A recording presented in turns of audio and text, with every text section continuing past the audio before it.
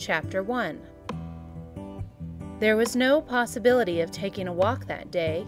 We had been wandering indeed in the leafless shrubbery an hour in the morning, but since dinner, Mrs. Reed, when there was no company, dined early. The cold winter wind had brought with it clouds so somber and a rain so penetrating that further out-of-door exercise was now out of the question. I was glad of it. I never liked long walks, especially on chilly afternoons.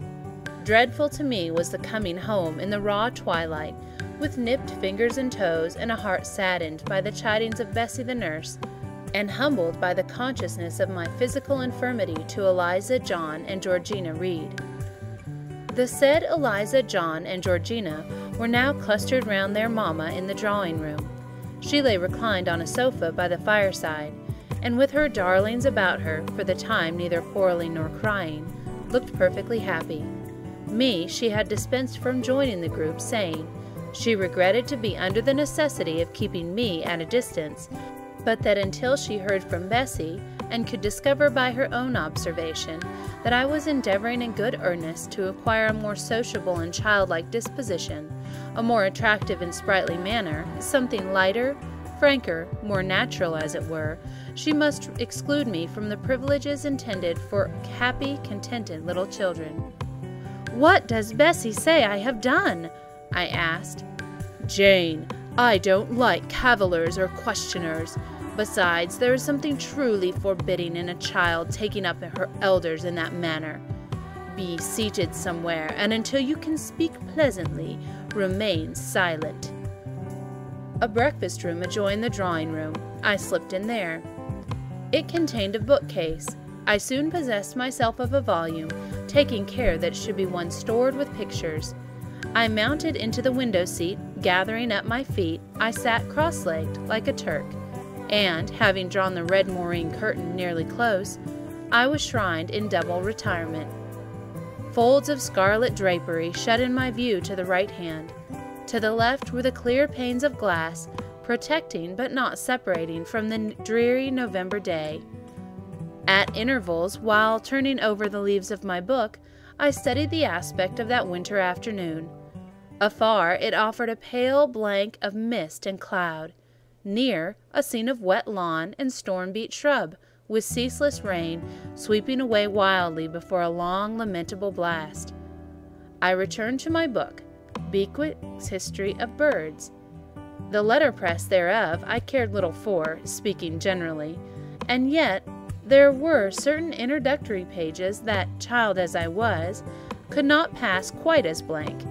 There were those which treat of the haunts of seafowl, of solitary rocks and promontories, by them only inhabited, of the coast of Norway, studded with isles from its southern extremity, the Lindness or Naze, to the North Cape, where the northern ocean in vast whirls boils around the naked, melancholy isles of Farless Thurl, and the Atlantic surge pours in among the stormy Hebrides. Nor can I pass unnoticed the suggestion of the bleak shores of Lapland, Siberia, Spitzbergen, Nova Zembla, Iceland, Greenland, with the vast sweep of the Arctic zone and those forlorn regions of dreary space. That reservoir of frost and snow, where firm fields of ice, the accumulation of centuries of winter, glazed in alpine heights above, surround the pole and concentre the multiple rigors of extreme cold.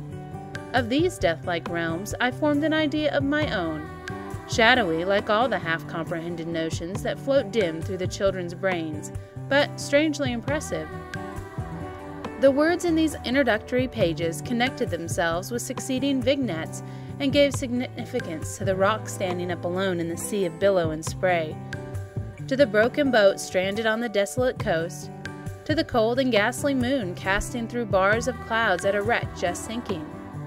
I cannot tell what sentiment haunted the quite solitary churchyard, with its inscribed headstone, its gates, its 2 trees, its low horizon girdled by a broken wall, and its newly risen crescent attesting to the hour of eveningtude. The 2 ships becalmed on a torpid sea I believed to be marine phantoms. The fiend pining down the thief's back behind him I passed over quickly. It was an object of terror. So was the black-horned thing seated aloof on a rock, surveying a distant crowd of surrounding gallows. Each picture told a story, mysterious often to my underdeveloped understanding and imperfect feelings, yet ever profoundly interesting as the tales Bessie sometimes narrated on winter evenings, when she chanced to be in a good humor, and when, having brought her ironing table to the nursery hearth, she allowed us to sit about it. And while she got up Mrs. Reed's lace frills and crimped her nightcap borders, fed our eager attentions with passages of love and adventure taken from old fairy tales and other ballads, or, as at a later period I discovered, from the pages of Pamela and Henry, Earl of Morland. With Bewick on my knee, I was then happy at least in my way. I feared nothing but interruption, and that came too soon. The breakfast-room door was opened. "Bah, Madam Mope!" cried the voice of John Reed. Then he paused. He found the room apparently empty. "Where the dickens is she?" he continued. "Lizzie! Georgie!" calling to his sisters. "Joan is not here. Tell Mamma she has run out into the rain, bad animal."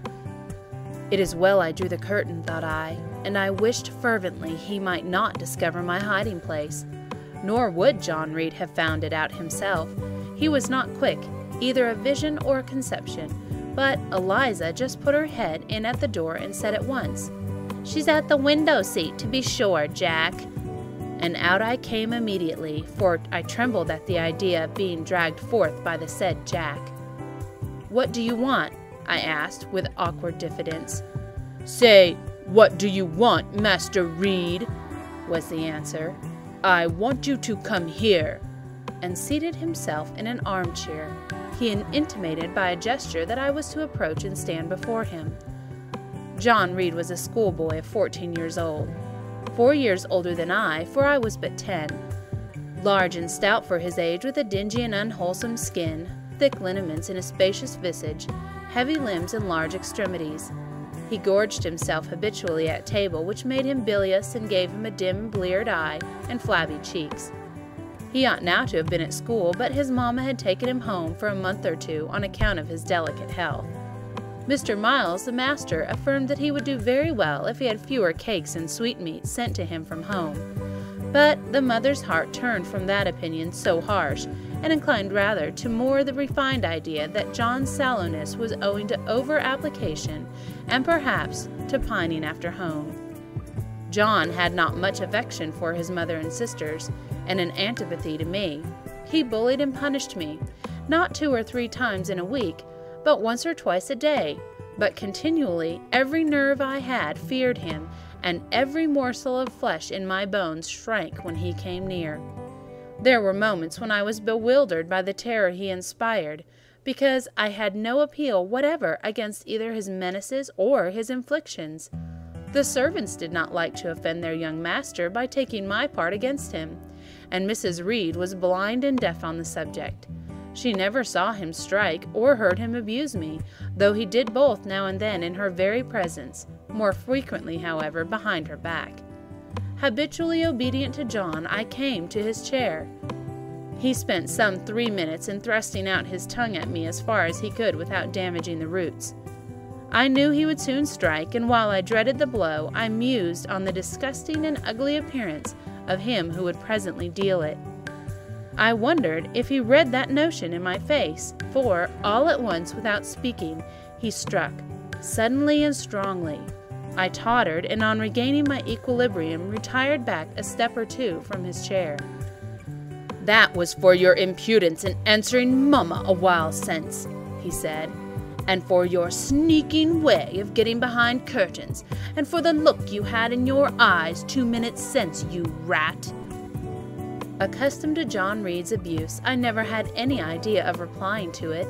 My care was how to endure the blow which would certainly follow the insult. "What were you doing behind the curtain?" he asked. "I was reading." "Show the book."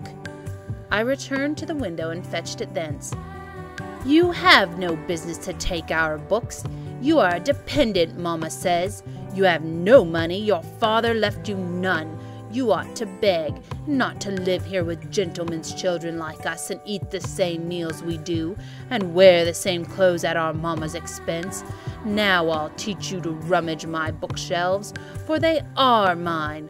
All the house belongs to me, or will do in a few years. Go and stand by the door, out of the way of the mirrors in the windows." I did so, not at first aware of what was his intention. But when I saw him lift and poise the book and stand in act to hurl it, I instinctively started aside with a cry of alarm. Not soon enough, however, the volume was flung, it hit me, and I fell, striking my head against the door and cutting it. The cut bled, the pain was sharp. My terror had passed its climax, and other feelings succeeded. "Wicked, cruel boy!" I said. "You are like a murderer. You are like a slave driver. You are like the Roman emperors." I had read Goldsmith's History of Rome and had formed my opinion of Nero and Caligula and etc. Also I had drawn parallels in silence which I never thought thus to have declared aloud. "What? What?" he cried. "Did she say that to me? Do you hear her, Eliza and Georgina? Won't I tell Mamma? But first—" He ran headlong at me. I felt him grasp my hair and my shoulder. He had closed with a desperate thing. I really saw him a tyrant, a murderer. I felt a drop or two of blood from my head trickle down my neck, and was sensible of somewhat pungent suffering. These sensations for the time predominated over fear, and I received him in a frantic sort. I don't very well know what I did with my hands, but he called me, "Rat! Rat!" and bellowed out loud. Aid was near him. Eliza and Georgina had run for Mrs. Reed, who had gone upstairs. She now came upon the scene, followed by Bessie and her maid Abbott. We were parted, and I heard the words, "Dear, dear, what a flurry to fly at Master John! Did anyone ever see such a picture of passion?" Then Mrs. Reed subjoined, "Take her away to the Red Room and lock her in there." 4 hands were immediately laid upon me, and I was borne upstairs.